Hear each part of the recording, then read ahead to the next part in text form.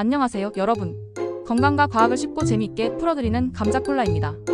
오늘은 대한민국 남성이라면 한 번쯤 들어봤을 바로 그 이름, 쏙팔메토에 대해 이야기해볼 건데요. 대체 이 작은 열매가 왜 그렇게 유명해졌는지, 그리고 정말 효과가 있는 건지 그 흥미진진한 비밀을 파헤쳐보겠습니다. 우리가 흔히 접하는 쏙팔메토 건강식품은 사실 어느 날 갑자기 하늘에서 뚝 떨어진 게 아닙니다.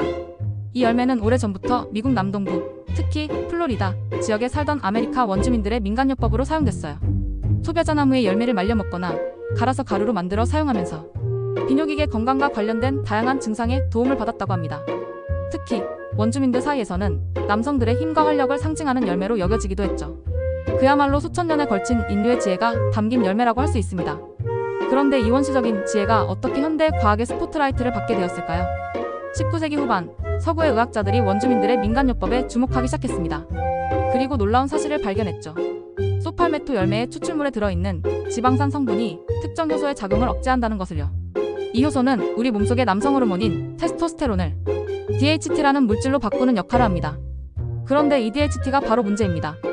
DHT는 수염이나 머리카락을 굵게 만드는 등 좋은 역할도 하지만 나이가 들면서 전립선, 세포를 비정상적으로 증식하게 만드는 주요 원인 중 하나로 지목되고 있거든요.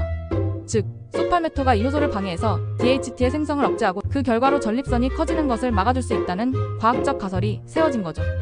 그래서 소변이 시원하게 나오지 않거나 밤에 화장실을 자주 가는 등 전립선 비대증 증상을 겪는 남성들 사이에서 쏙팔메토는 순식간에 마법의 열매처럼 여겨지게 됩니다. 하지만 모든 이야기에 밝은 면만 있는 건 아닙니다. 쏙팔메토가 전 세계적인 인기를 얻게 되자 그 효능에 대한 과학적 검증이 본격적으로 시작됐습니다. 그리고 이 과정에서 논란이 불거지게 됩니다. 유럽에서는 쏙팔메토 추출물이 전립선 비대증 치료제로 쓰이기도 할 만큼 긍정적인 연구 결과들이 많았어요. 그런데 미국에서 진행된 대규모 임상 연구들은 다소 충격적인 결과를 내놓았습니다. 2006년과 2011년에 발표된 논문에서는 쏙팔메토가 가짜 약인 플라시보와 비교했을 때 전립선 비대증 증상을 개선하는데 큰 차이가 없었다고 보고했거든요. 심지어 쏙팔메토 추출물의 용량을 늘려도 마찬가지였죠. 이러한 연구 결과들은 많은 사람에게 혼란을 주었습니다. 효과가 없는데 왜 이렇게 인기가 많지? 라는 의문이 생긴 거죠. 전문가들은 이에 대해 여러 이유를 제시합니다.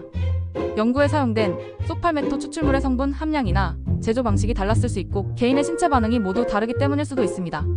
그래서 현재까지도 쏙팔메토의 효능에 대한 과학적 논쟁은 계속되고 있습니다. 그렇다면 우리는 이 작은 열매를 어떻게 받아들여야 할까요? 쏙팔메토는 의학적으로 입증된 치료제가 아닙니다.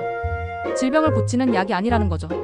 대신 식품의약품안전처에서 인정한 전립선 건강 유지에 도움을 줄 수 있는 건강기능식품이라는 점을 명확히 알아야 합니다. 즉, 전립선 건강에 문제가 생겼다면 병원에 가서 정확한 진단과 치료를 받는 것이 우선입니다. 쏙팔메토는 건강한 상태를 유지하거나 가벼운 증상 완화에 도움을 받는 보조적인 수단으로 생각해야 합니다.